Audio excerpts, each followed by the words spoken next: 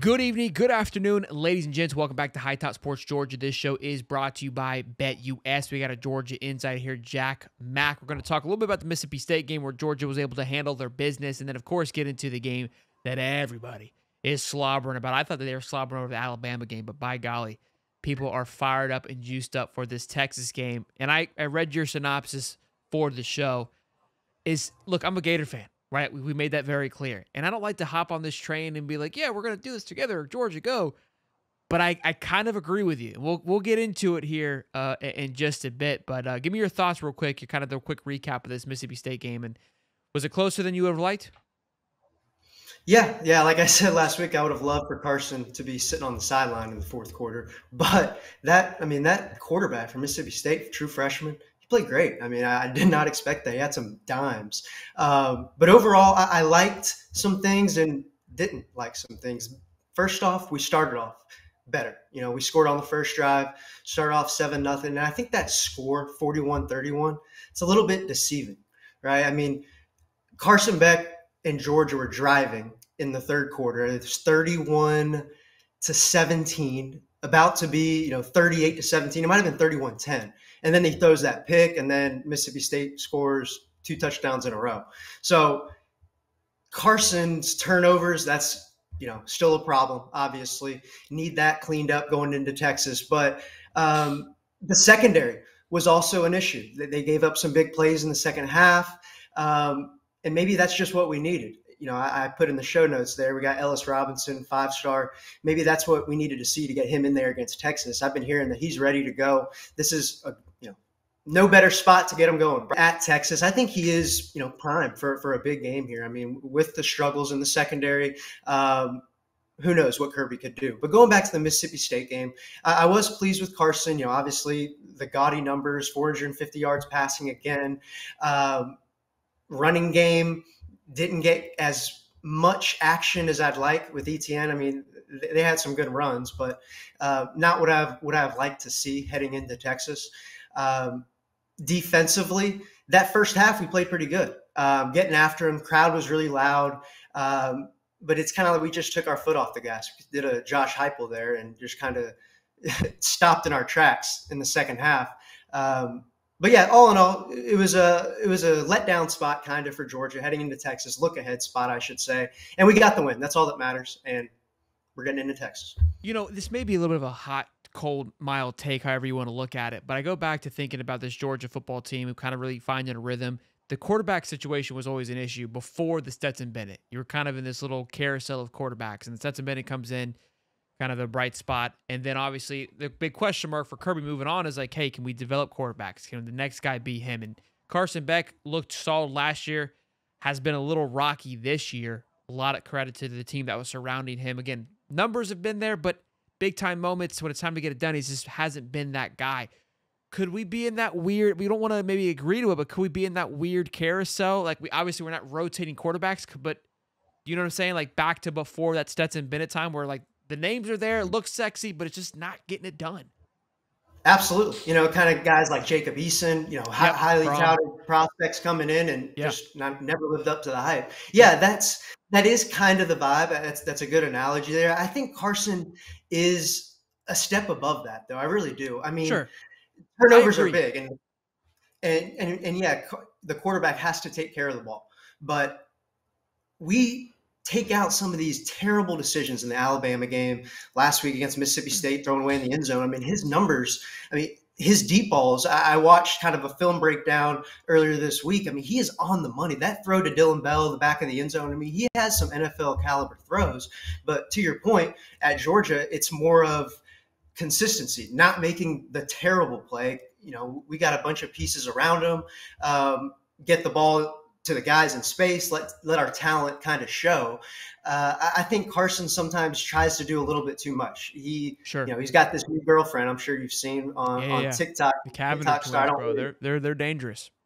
I don't love that at all. But I was thinking that too. Little distraction there, big guy. Big time honey, big time games. So yeah, it almost seems like he is sometimes trying to force balls, look even better. Go back to the Alabama game. I was there front and center. 2 back shoulder throws in a row. Just kind of like feeling like he needs to make the Tom Brady play at all times. It's not necessary. Don't be What's that the guy. Tom Brady quote? Can't go broke making a profit, right? Just the 4-yard checkdowns. I would love to see more of that, especially early on against Texas, because against Alabama, I know I preached on we should have ran the ball coming out of the game, but we threw like 4 deep passes. I mean, I wouldn't be as mad if we throw a screen, kind of mix in, get an ETN, swing pass, something like that. I would love to see more of those to settle Carson down, and like I said, not always throwing the deep ball. For sure. Now let's get into this game now. Obviously coming up this week that everybody is hyping up with Texas here. Your synopsis. I'll kind of let you go first. I think I'll kind of give me like a little teaser because we had our pick'ems last night on our main show, and I wanted to pick Georgia here. The hype behind Texas is crazy. The fact that these guys are everyone's saying they're outright number one. Oregon's getting absolutely just ignored after they beat what was considerably the most talented football team in college football in Ohio State with the highest budget and $20 million. Like we've heard all about this incredibly talented Ohio State team. And look, they beat them by 1 point, but they got it done. Texas has beaten a useless Oklahoma team. They're not good. A one-man band Michigan team, right? I love me some Texas. I love me some Hook'ems. Don't get it twisted. And I want them to be good. I'm not ready to sell the farm to these guys. It's Texas and everybody else. I think people are going to be in for a rude awakening. That's kind of what you're feeling. Absolutely. And we're kind of going back to a few years ago when Texas was kind of getting the praise before the season. They were top 5 without proving anything, and they'll lose to Kansas on the road. I mean, it's just that type of mindset. I know Texas is good. They went to the playoff last year. They beat Bama in Tuscaloosa, something that we weren't able to do.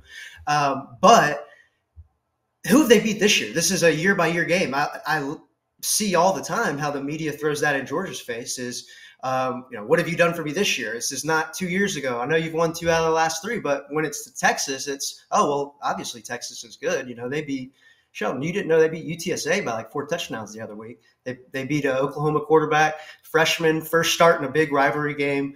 Going through the numbers, I put this in the notes, that USSSA offense is the best offense they've played. So Carson Beck and the boys are a little bit different. So you're right. They're crowning them way too early. While Georgia, on the other hand, it seems like they don't, show the positives. They only focus on, Carson Beck can't make good decisions. First half against Bama, Kirby's pushing people. Like they only bring out the bad, even going to the arrest. So that's kind of the feel with me. I mean, I was watching the college football show yesterday, and Greg McElroy was like, yeah, outside Texas has an advantage. In the trenches, they have an advantage. And he was just like, line by line, I don't think how Georgia can keep it close. And to me, they continue to talk about Bama, but not one person, Shelton, mentioned Clemson Tiger game. I mean, have you seen how much of a wagon they have been? Yeah, They've scored 48 points a game. Since the game where they scored 3 points, they scored 48 a game. But yeah, that Clemson team has been. I mean, that was a huge win. Looking what Clemson, they're a top 10 team now. They're right back where the season started. It's that Clemson people almost kind of give them more credit than Georgia. It's as if Clemson never lost. Georgia lost in a shootout to Alabama. The Bama losing to Vandy doesn't help the argument too much. But look, we could be in for a rude awakening. But I have a weird feeling come next week we're gonna be having this conversation. I'm like, hey, we kind of had a feeling. Look, I think it's kind of like that Bama Saban-esque where you don't want to ever sleep on it. And Kirby's definitely in that category where you can't sleep on him, especially in a big-time game like this. And I know you said, well, what happened about Alabama? It's a different animal.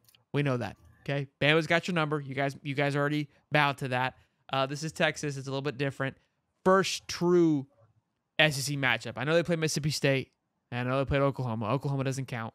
I guess you can say Mississippi State was, but Mississippi State's the Vandy of this year, so it's not a true welcome to the SEC like this will be. So, and look, Texas is good. I'm not like you said, no discredit to Texas. I just don't think it's going to be a landslide. Now, let's go ahead. I was just going to say, kind of just to finish what I was saying there is Alabama. Yes, I had similar thoughts going into that game. Kind of everyone's on Bama, Jalen Milroe, new coach at home. Like I had this same kind of feeling like, why is no one giving the Dogs a chance? again, they have not lost to anyone but Bama. Let's take Bama out of this. I will say Bama is supreme right now until we beat them. But take them out of it. Georgia and Kirby have not lost to anybody since we were wearing masks, and your boy You Dan lost to Mullen's Florida. wife is You still lost to giving Florida. French Yeah, yeah, yeah. kisses to these student athletes. So it's been a long time until I see someone beat them.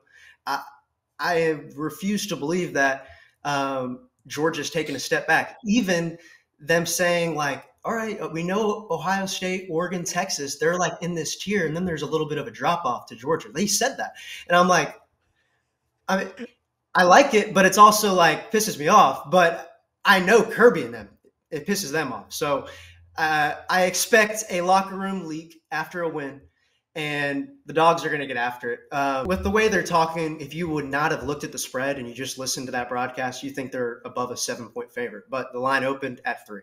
So with that, Shelton, I think we're going to get into some betting. Yeah, so let's talk about that because, of course, the show is brought to you by BetUS. When you go to betus.com and use the code YouTube150, you get back 150% on your first deposit, then 125 on your second two, up to $2,000. They're actually just throwing money at you to use BetUS, so go check them out. And here's the best part, because like you said, the line's 3.5, 3 anywhere else you go. They're giving you 5 for the dogs on BetUS right now, so take full advantage of that because I like money line on BetUS if they're giving Georgia 5. Right, where everyone else has it 3, 2.5, kind of it's jumping around a little bit. And I think this thing will shrink up as we get closer to the game come Saturday. Absolutely. And, the line movement initially from 3 to 5, I think a lot of this propaganda that we're seeing over last night, week before, or the day before, with this talk that I'm saying has helped that. Say, oh, you're right. Texas is very good. And then all the big dogs put everything they got on Texas. So Dogs fans, we welcome it. We'll take the points. We're also going to take a money line, but we'll take the points as well. With how Georgia have played, they have not been as consistent as we would have liked. Sure. But if Georgia is who I think they are and they're still producing this standard year in, year out, this is the game that they show up for. I mean, no doubt about it.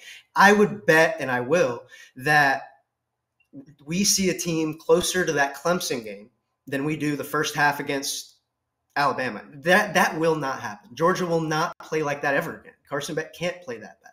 So, and they were still in the game. So, yeah, there's anywhere in the middle, we're in the game.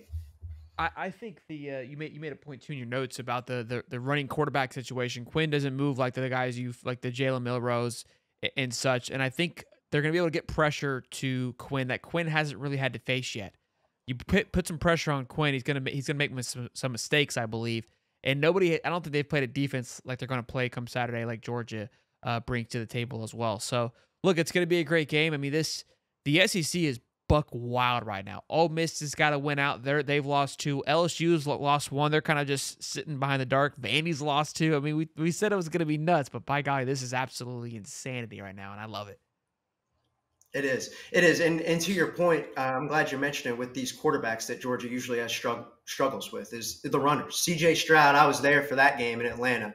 I was so sure that they were not going to be able to score the ball. That offense was so good. I'm like, they're going to have to score 40 points to have a chance for sure. And CJ Stroud made Georgia's defense look like a high school team, kind of like that Alabama first half. So the common theme that we see is the runners, Baker Mayfield, Jalen Hurts. These guys can take a guy out of the secondary potentially to account for him. With Quinn Ewers, he's a little bit mobile, but coming off an injury, he's going to be a little bit more in the pocket. Watching that Oklahoma game, he was in the pocket most of the game. He did not move much at all. So that favors well for Georgia. Even with the good numbers from Texas, it's that lack of a running threat out of the backfield just helps Georgia so much. We can kind of circle the pocket around, not have to worry about a 4.2 speed guy running around our linebackers. This team is starting to mimic, in my eyes, look very similar to that Michigan team of last year. Very good O-line, runs the ball effectively. Quinn Ewers is better than J.J. McCarthy, I believe. That was a very run-first offense. This team has much better wide receivers and the ability to sling the football, but then also a good defense. So it could be better than that Michigan team, but a lot's going to rely on that Quinn Ewers. But I also think that Georgia is going to be able to match up to it very well. So should be a great one. 7:30 kickoff Saturday night. It's going to be fun. We got Tennessee and Alabama too. I mean, I say it every week, and I mean it every week. We've been spoiled these last few weeks here, and I don't see it slowing down, especially just with the landscape of college football. It's going to be a good one. Well, Jack Mack, pleasure as always, my man. Good stuff. Make sure you guys smash the like button, subscribe. This show, of course, was brought to you by BetUS. Let us know in the comment section how you feel. Who do you got? Dogs, horns, landslide? See you boys in the next one. Peace and love, baby. Go Dogs.